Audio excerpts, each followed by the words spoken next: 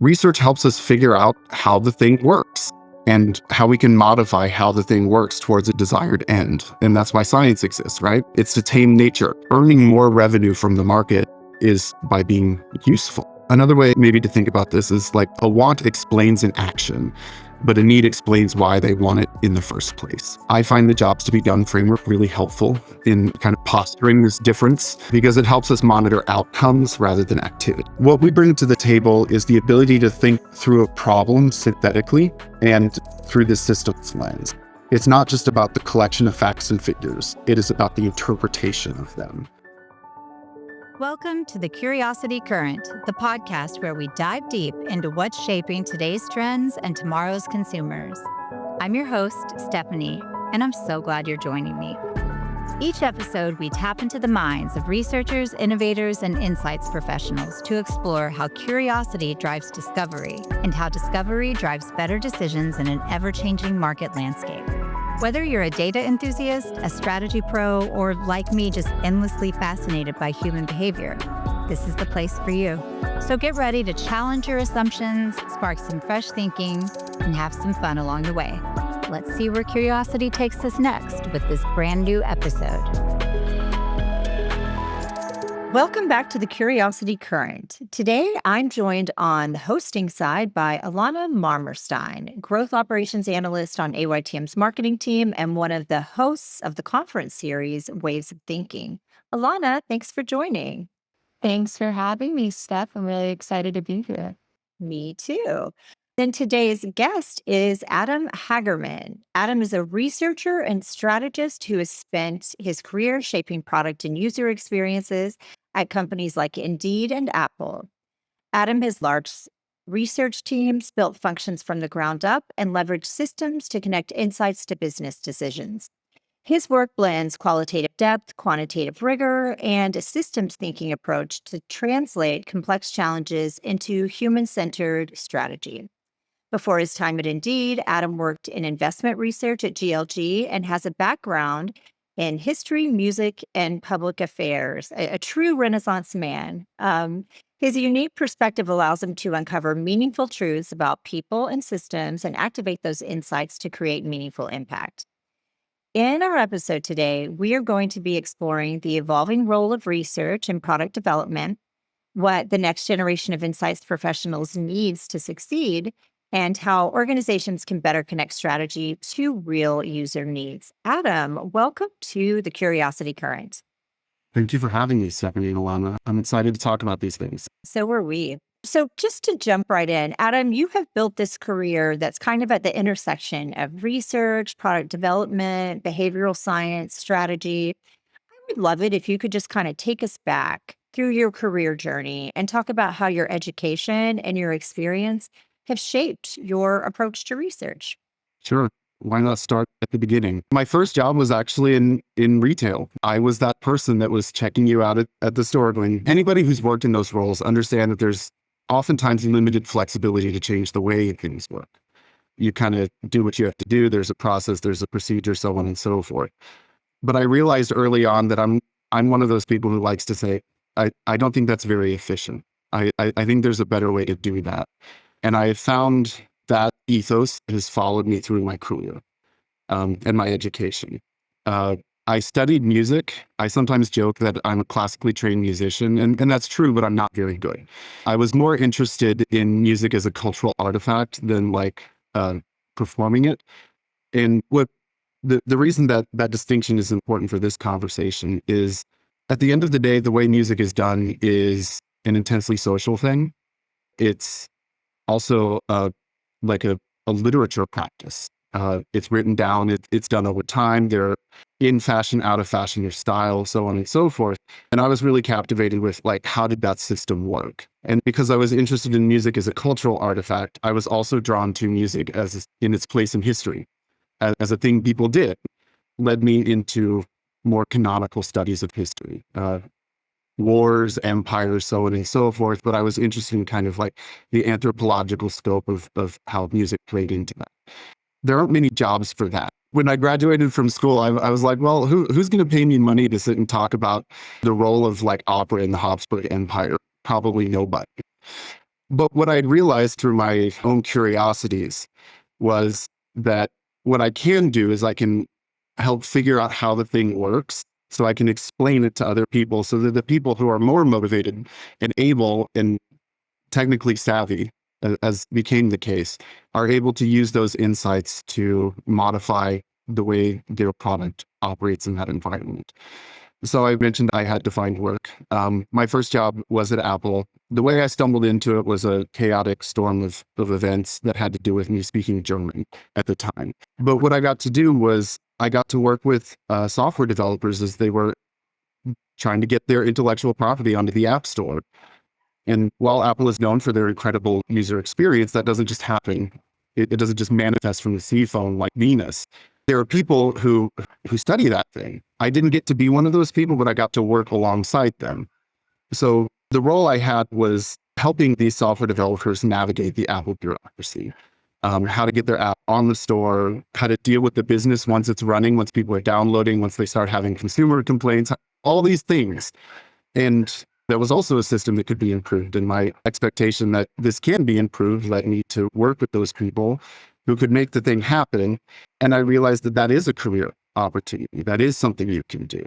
For various reasons, I moved on to TL2E, which is basically, at the end of the day, it's an expert network. But the group that I worked under was a kind of a special projects team. They had their survey research team. They had their more comprehensive portfolio of consultant-like services under that team as well. So I found myself in another situation where I was doing research to help people make things work better. So in investment research is where I really got to dig into my interest in economics. And economics, at the end of the day, it's a study of how people make decisions, how they choose to allocate whatever resources they have among the group to achieve certain goals. And investment research really helped me lean into that way of systems thinking, using numbers to tell the story. And then I moved to Indeed after I was at GLG for about 5 years, did a lot of interesting stuff for a lot of interesting clients. But Indeed came along. I worked in their marketing research team. I was part of the group that was doing like advertising research. Who is our market? What market and marketing research? And I just got to deploy those skills of like the systems thinking. There are multiple things happening at once, all in tension with each other. And here's how the thing works so that you can create a good message, product, whatever.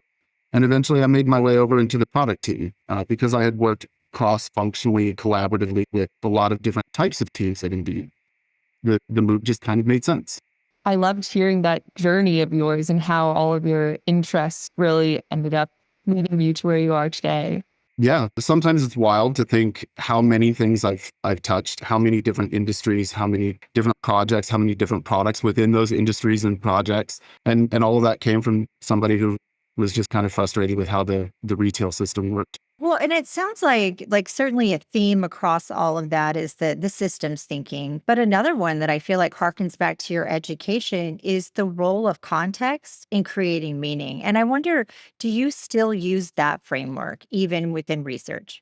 Yeah, earlier on in your introduction, you mentioned my blend of qualitative and quantitative research. And at the end of the day, I put that in my LinkedIn profile because those are the words that people need to hear and need to see. But at the end of the day, they're just different strategies to understand context. Statistics is pejoratively like lying with numbers. But what it is, it's an argument. You're making an argument that something is or isn't of using a different rhetorical strategy. Much like Tchaikovsky would use like the orchestra as a rhetorical strategy to convey something. And there would be all this context around those decisions and how that was done. The same is true for a product design. There are tools that we can use to help people interact with their environment, and we can measure it in numbers. We can talk about it with nouns, verbs, adjectives, and the blending of all of those things is a triangulation at the end of the day. It's a picture of what the thing is, how the thing works, and what we can do to change the outcomes. So at Indeed, you led research programs that touched really every part of the labor market ecosystem. In today's product innovation landscape, how would you say the role of research has evolved from being a feedback mechanism to a strategic driver that really shapes the what and the why of products? It's one thing to state what has happened, and it's another thing to try to change the outcomes on the other end. Research helps us figure out how the thing works and how we can modify how the thing works towards a desired end. And that's why science exists, right? It's to tame nature. The transition for me, moving from validation of like, yes, this was the right thing to do. I did something that sometimes gets researchers into trouble. I showed them that we can have a theoretical framework for how the thing works. And that allows iterative thought, the like infinite thought experiments.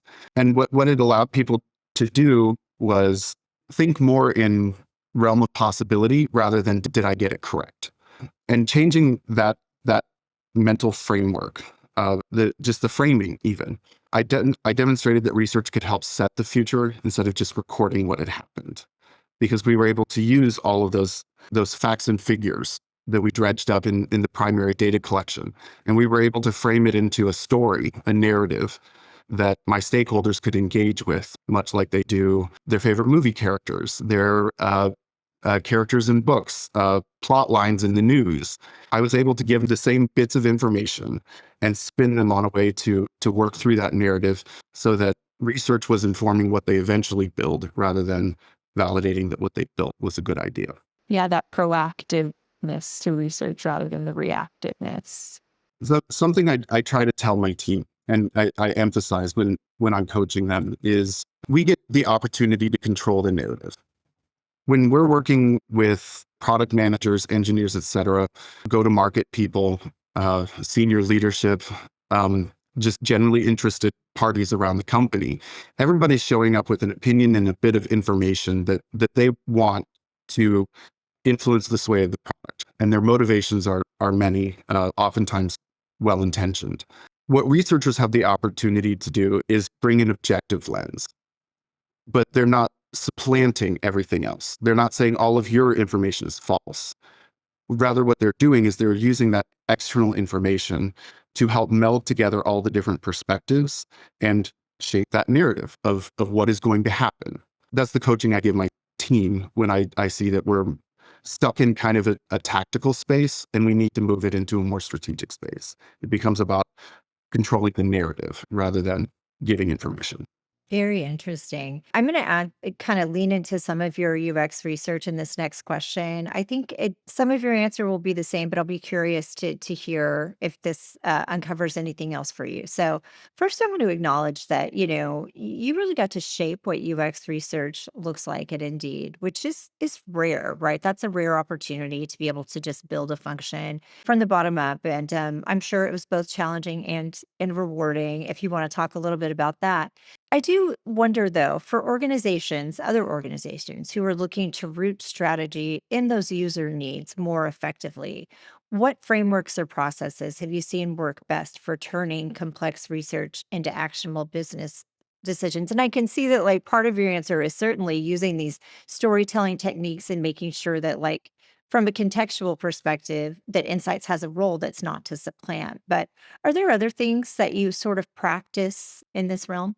I remember that a decision needs to be made. We don't just do research because we find it interesting. Like sometimes I do. We all go down internet rabbit holes. We're like, the practical utility of this information we're gathering is low, but we find it interesting. In the business context, there's a decision that needs to be made. It's oftentimes an investment decision. The team is deciding, do we put people to work on this? Do we reallocate from this other thing? This is a decision that needs to be made, and the research should inform the outcome of that decision. And yes, it's about storytelling, so on and so forth, but the decision is the golden thread that kind of brings all these things together. As we're trying to collate all of the different perspectives and things that could happen with our new information and our ability to synthesize, reiterating that there's a decision. What is that decision?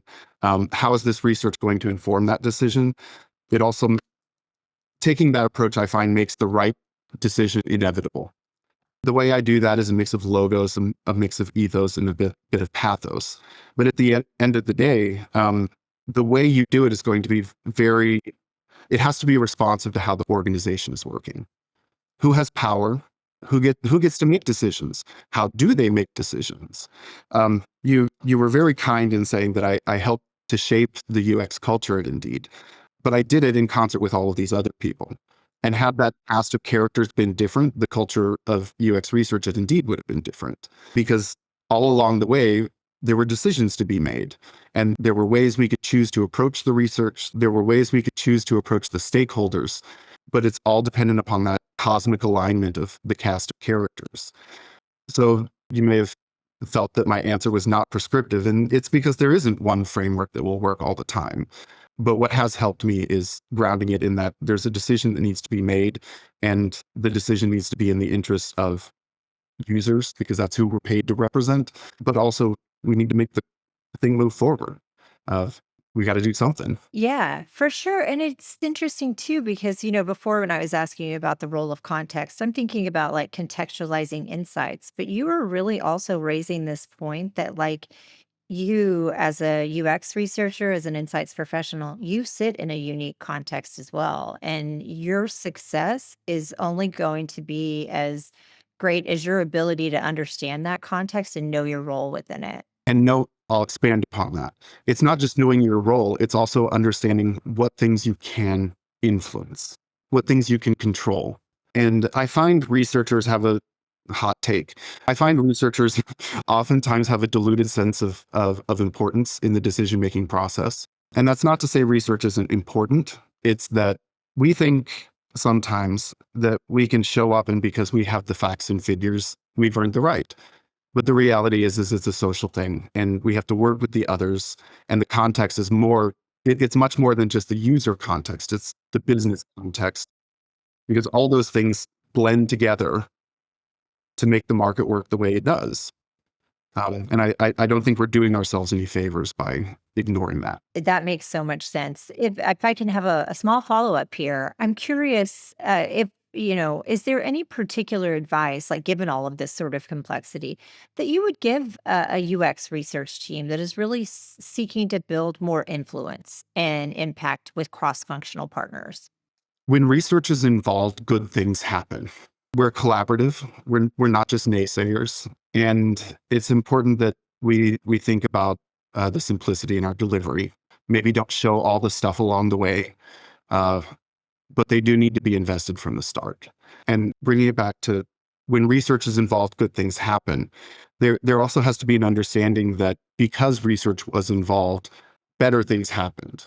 And that goes to understanding your context. How can I be helpful in this space? What things can I control? What can I contribute to the conversation that shapes it into something that advocates for users? And it is not dead on arrival. So that would be my advice. Or I don't know that that's really even advice. It's more of a desirable outcome, because the way you achieve that is going to change. The desirable outcome is when research is involved, good things happen. So rooting your behavior in that understanding or that sort of a mantra. Yeah, I like that. And then as you go about making your decisions about what to say, when to say it, to whom to say it, remember that the end goal is when research is involved, good things happen. It's confidence boosting too, which is never bad. Yeah, I remember listening in another interview, Adam, you actually mentioned how research oftentimes illuminates the consequences of decisions ultimately. And so in that same vein, when you think about organizations that might struggle to connect the strategy to what users actually need, when you push the lever, does something happen? Or if it doesn't happen, why or why not? So from your experience, what would you say are the most common gaps that you've observed in that connecting strategy to what users need? And how can research help bridge those gaps, especially in early stage product ideation and then later on in mature product optimization? I find that there's sometimes confusion between usability and usefulness of a product. Many product teams are incentivized by things like engagement metrics. But I think those can be deceiving, because those measure usability. Were people able to do the thing rather than usefulness? Was the thing worth doing, and did they have a good time doing it? Do they keep coming back to use it again and again? Yeah, research helps explain the why behind certain observable phenomena, the thing we see. And I think that the difference between usefulness and usable is the gap between a want and a need. I think a want is demonstrated by somebody clicking the thing. They were lured into the behavior. We created an environment where the behavior we wanted them to do manifested. Great, wonderful, that's usable. But that's not a strategic decision. That's not solving problems for people. That's not earning more revenue from the market. Earning more revenue from the market is by being useful. Another way maybe to think about this is like a want explains an action, but a need explains why they want it in the first place. I find the jobs to be done framework really helpful, kind of posturing this difference, because it helps us monitor outcomes rather than activity. And I think that shift, thinking about, let's see if I can make this parallelism work. Usable products demonstrate a want because people did the thing, and that's measured by activity, number of clicks, signups, so on and so forth, things that happened. But the outcome, usefulness, leads to an outcome that is more desirable. And that's, that parallelism fell apart. Maybe we don't put that. But the difference between usefulness and usability is kind of that gap, and jobs to be done, focusing on the outcome we want to affect. It changes the style of thinking. So products satisfy needs first. That's the strategy. We're satisfying a need. And then the wants come later through the engagement metrics. Right. And research is what is illuminating and revealing and understanding that usefulness to folks. Yeah, it explains the things we see, puts meaning behind it. So I'm going to switch gears a little bit, Adam, to everyone's favorite topic, AI. Hope you're not sick about talking about it. But with thinking through the rise of AI and automation, they're transforming really how teams gather and interpret user insights. So how can research leaders integrate these tools while ensuring that human empathy and contextual understanding remain central to product strategy? Oh, wow. Yeah. Okay. So there are a few ways I could think about this. AI is a tool to help us interact with information. And what it's good at is spotting patterns, not defining truth. In engaging with AI, I hear a lot of fear of inaccuracy. And I think that comes from a fear of being wrong and this belief that AI is giving you the answer, so it must be true, et cetera, et cetera. I think the conversation here is the difference between facts and interpretation.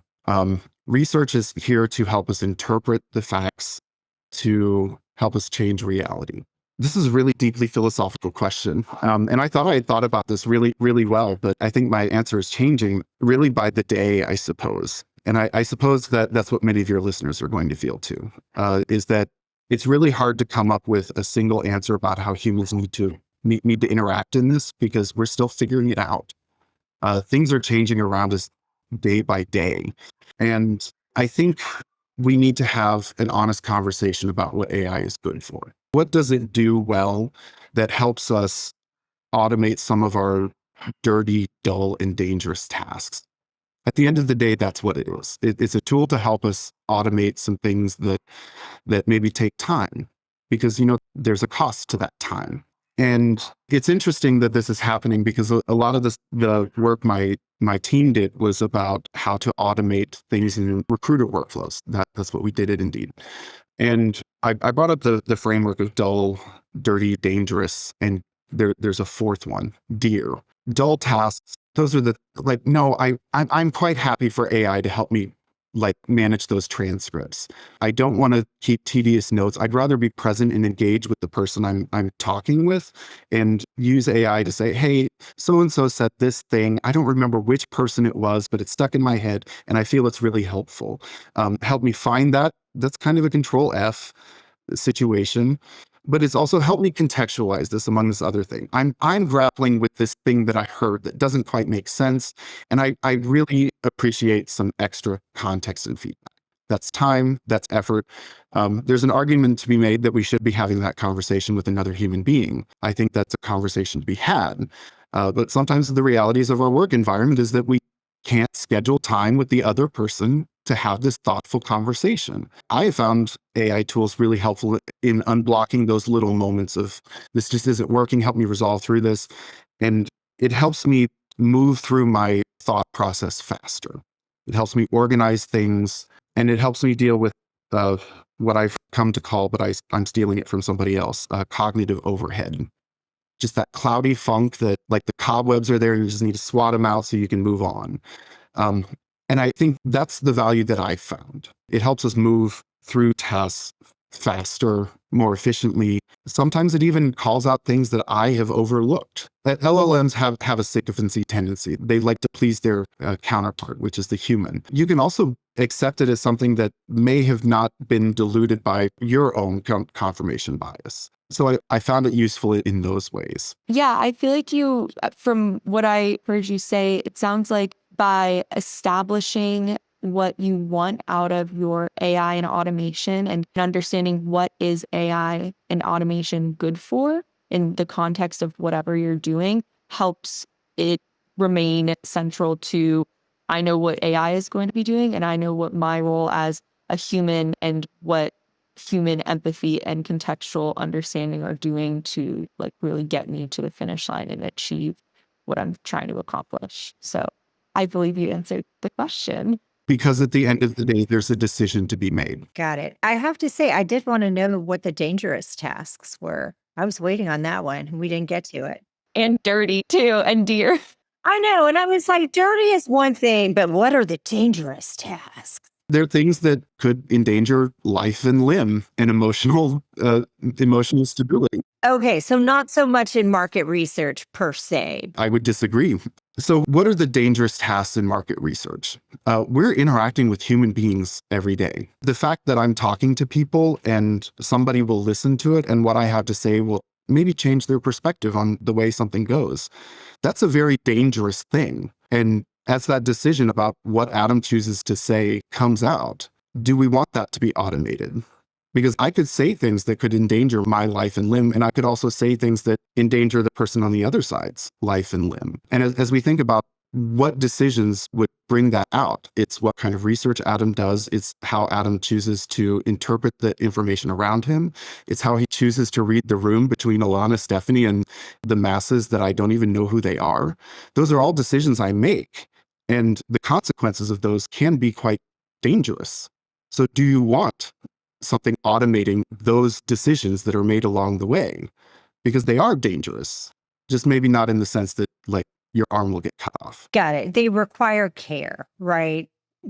Yeah, gotcha. Understood. I'm sorry. I think I'm just like a seeker of like a dramatic thing. So when you said that, I was like, oh, what's it going to be? It is dramatic, right? It is. It is. It is dramatic. I think that's totally fair.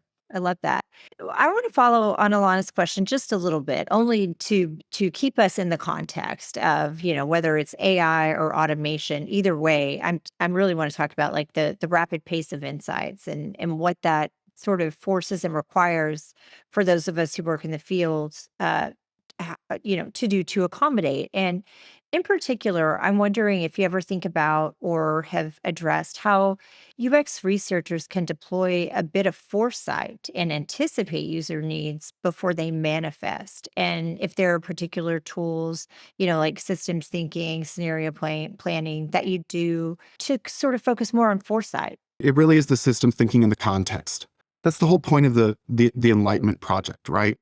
It's being able to develop a theory in your head about how something works, test it in a rigorous way, the scientific method, and then use that to update how you view the world, how you choose to operate through that world. Like, okay, I thought this was making the system change in a certain way. I tested it. Oh, it worked, or oh, it didn't work, or I'm not sure it worked. Those are the skills of foresight. And that's in contrast to maybe reading tarot or the assortment of tea leaves at the bottom of your cup. But in the current philosophy of science, that's how things work. So to answer your question, just keep using the skills you've already had, which is the ability to find information, discern the meaning of that information. What's the provenance? Is that an unreliable narrator on the other side? How do I resolve their inputs with what I already know? And you're constantly evaluating your understanding of how the system works with all those new inputs. And I think with all of this stuff that is changing day by day, staying in touch with it, but maybe not obsessing over it. The obsession, I think it just keeps us in a state of perpetual anxiety, because the reality is it will change tomorrow. So why invest in the state of now when you know that tomorrow it's going to be a bit different? And going back to like what you can control, what you can't control, keeping up with what is changing and using that to adapt how you choose to navigate the world. What are the dull, dangerous, dirty, and dear tasks that you're ready to offload to these other tools or incorporate into your workflows to be more efficient?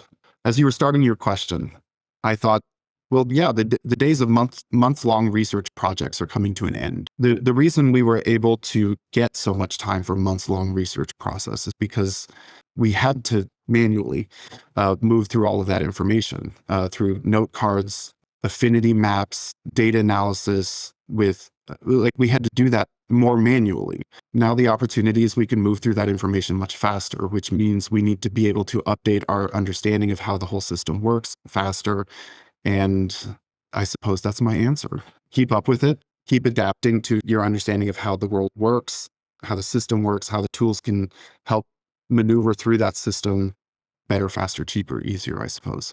So because you keep coming back to that, and I really like it because I think this is a unique perspective in our field. I don't think, and I think it probably comes from your background to a large degree.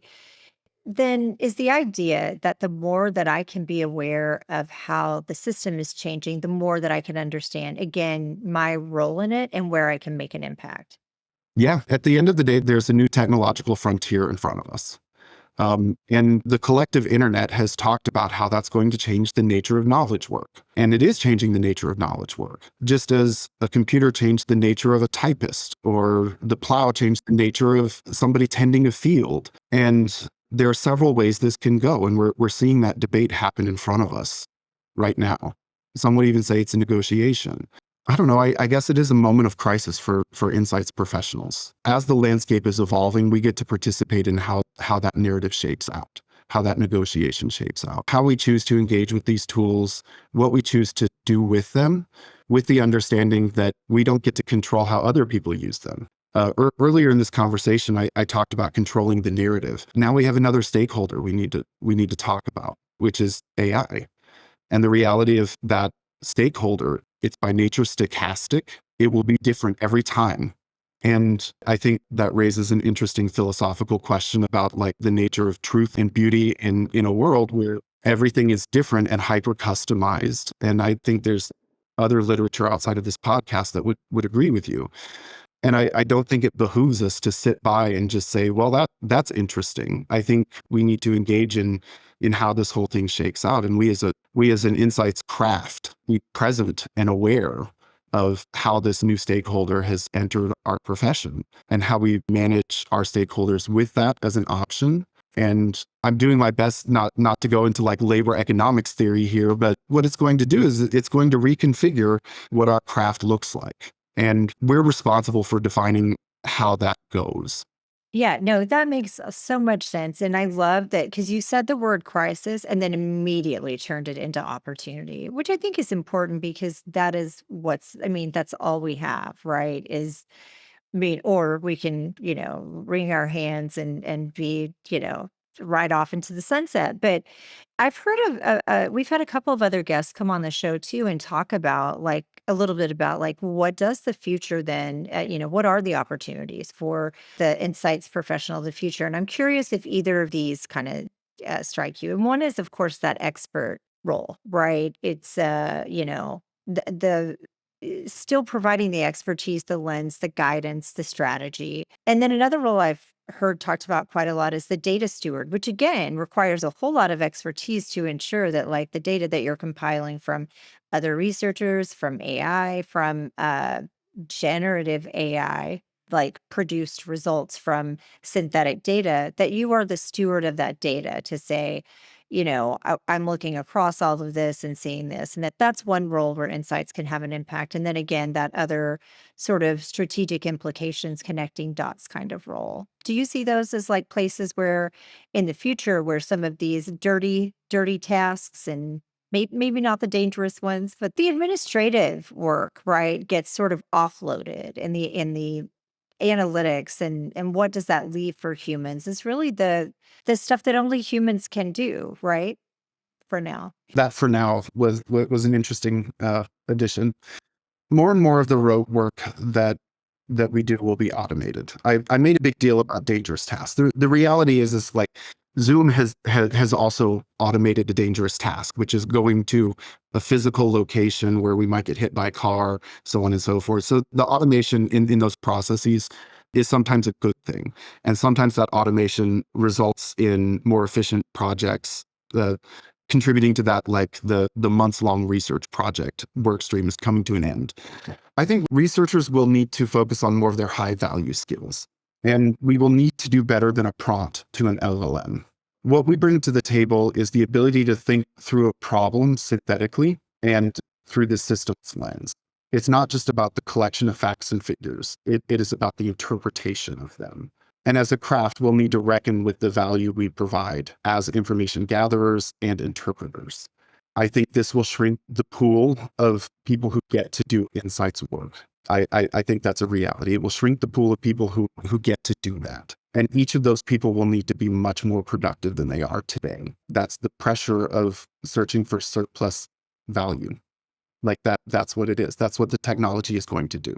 So those who will get to participate in the craft moving forward will be the ones who have those skills of what is the right way to gather that information? How do I know this information is reliable? What do I do with this information when I know it's unreliable? And how do I interpret the sum of that? Those who get to continue participating in the insights craft will have to do that in a very compelling way with their stakeholders who are making decisions, which means it has to be a lot less about I'm the trained professional and you should trust what I have to say.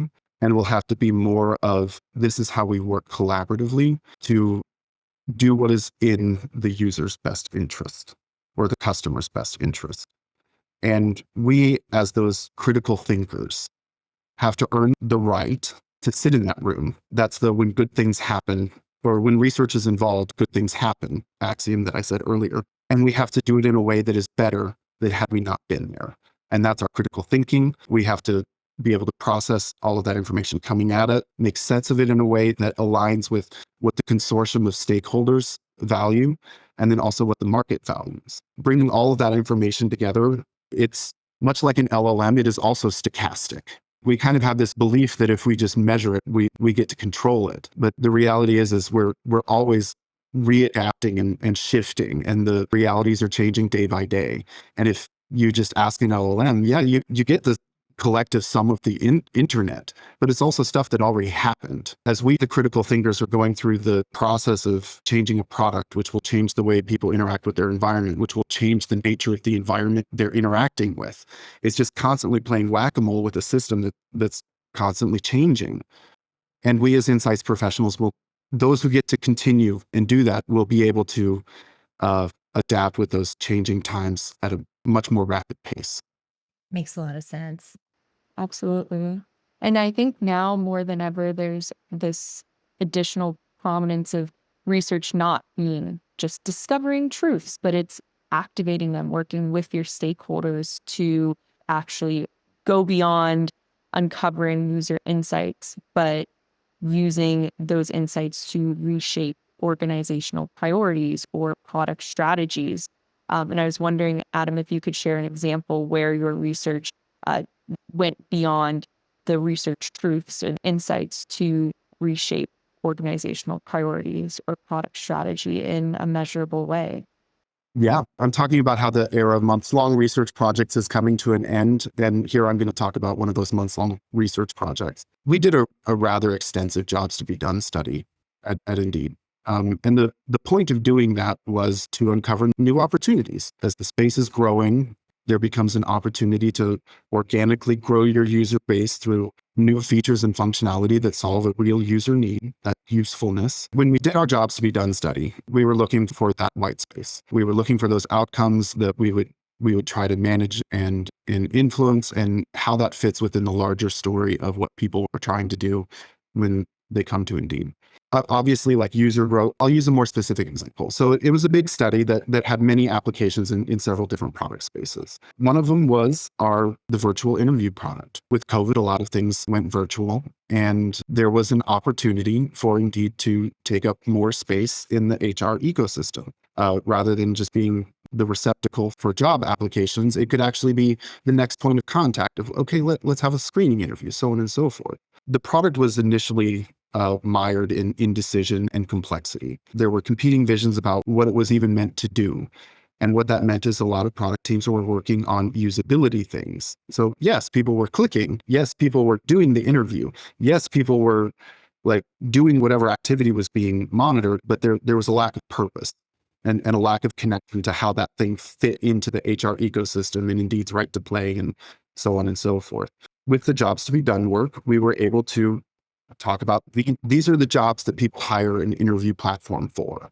And that interview platform isn't just Zoom. It isn't just Indeed's interview platform. It isn't just a phone call. It's a panoply of things. But they're hired to do those jobs for different reasons.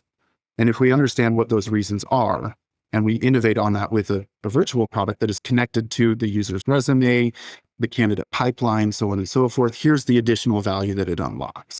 And when the product had to struggle for a while, but eventually, like we were able to start participating in the narrative loop, start shaping the way the product was thinking about iterating and expanding. And once they did that, the engagement metrics went up because we unlocked the usefulness aspect so that the usability just follows. So instead of just constantly iterating on like the size of the button, or do we put the button at the top or the bottom, we were able to get it. Well, what are people actually doing here, and how do we intentionally create a workflow that helps them do that better, faster, cheaper, easier? The insights we collected were not just those facts and figures. The team already knew the facts and figures. What they needed was the cohesion with the story and the strategy and how the interview process works, fitting within that larger context. And that's what unlocked the growth in user base, retention, repeat users, so on and so forth. Adam, I read that Indeed, you kind of spearheaded a move away from NPS to more actionable measures of success. And I love this. I think a lot of us have similar experiences with NPS, both conceptually, but also just not having it pan out over time as a meaningful driver of any particular outcome, particularly in the B2B context. What kinds of metrics have you found are more appropriate for understanding the impact of your work? I think NPS is useful. It's just not useful for everything. What we did at Indeed by de-emphasizing NPS was we asked the team to consider, what are you actually measuring? And how do you think your inputs to the product experience are going to change that measurement? And that's a hard question to answer, especially with NPS, because NPS it's asked far away from the experience, oftentimes days, sometimes weeks later, sometimes months later. The person who responds to it isn't always the person who had the experience. We found that to be true. And as a result, what we were measuring was not telling us what we thought it was telling us. What we were measuring was essentially brand loyalty, which, like, that's great. It's nice to know your brand loyalty, but how does changing the way an inbox is organized, how does that change brand loyalty? It's a much more complex thing than what the product itself can affect. And when I asked that question to my stakeholders, what I got generally was a nihilistic answer of like, oh, well, I'm held accountable to NBS, but I can't do anything about it. So whatever.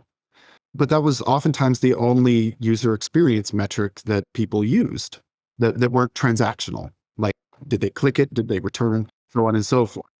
I had a boss at the time who was really supportive of big swings. I worked in an environment where I had kind of the institutional support to challenge a very dear metric, something that had been measured over time, that was discussed, that was well understood and well socialized, even though there was kind of this nihilistic bent on it. So we engaged with the spirit of NPS, which is we want people to give us a rating from this side to this side that we can track over time, and that when we change something in the product, that metric will move. We had a hypothesis that if we take that measurement in situ while the thing is happening, we will get a more sensitive measurement. So something when something changes, it changes, and that it would parallel other desirable business outcomes like revenue, engagement, so on and so forth. We were still solving for this usefulness thing. We were measuring usefulness. So I mentioned earlier, NPS is measuring brand loyalty, which is a complex thing. Usefulness is also complex, but usefulness is very narrow in its scope. So we were measuring it in situ, and we were able to we had to prove this. I had to come up, well, it wasn't just me. I had a brilliant lead researcher working on this at the time. And I was just the guy kind of making sure that all the edges were kind of sanded down. But what we did is we came up with a system to demonstrate that, yes, user sentiment measurement can be very helpful, but you need to do it in situation. You need to be very closely tied to the usefulness. Why did somebody come here? Their job to be done. And there needs to be some intentional sampling plan over how you're going to do it so it is a reliable metric. We did it through trial and tribulation. We didn't always get things right, but when we didn't get it right, we used that as an input to like, okay, maybe we're thinking about this the wrong way. How do we change this so that the measurement becomes more reliable over time? And once we're able to demonstrate that the measurement is reliable and that when product teams listen to it, when they listen to the signal that's coming and they do something about it, something good happens. Right. By narrowing the scope, you're making it more meaningful, that the outcome and the results more meaningful rather than, do you like us? Maybe. We were intentional about their job to be done, where they're doing it. And we had to play around with the methodology so that we were getting a reliable metric, because that reliability is important to the credibility. And once people realize that when they respond to the feedback that this measurement system is giving them, good things happen. Absolutely. Thank you for that, Adam. I'd like to wrap things up with one final question, which is, what is one piece of advice you would offer to insights professionals or organizational leaders? We won't exclude them. But what's a piece of advice you would offer to those who want to make their work truly transformational? Remember that this is not a standardized test. We're working in the real world that is messy, and it's not happened yet. So we can't really control the outcomes. That's our desire. Our desire is to do good in the world. But sometimes we need to give ourselves grace. This is not a standardized test where there's an objectively correct answer. We're all just trying to figure it out along the way. And the giving yourself grace to be incorrect, and also the ability to fail gracefully, and the ability to be wrong, I guess. Fail gracefully and be wrong. I guess that would be my advice. I think that's great. I'm a big fan of failing, to use that as a learning experience, to be explicit. And I feel like that's a takeaway for anybody. I don't think it's really about failing to learn. I think our objective should not be to fail. And I don't think you were implying that. And however, when it does happen, it's because there was something we misunderstood. And that's okay. We misunderstood something about our theory of how the system works. We tried something out, it didn't work, but now we know that's not a lever we should use. And that by learning that, it should also help preclude other things we could do that save us time ultimately. So the intentionality behind failing for me is, yes, about learning, but also what does that learning tell us about what paths are available to us so we can be more efficient in our decision-making process moving forward.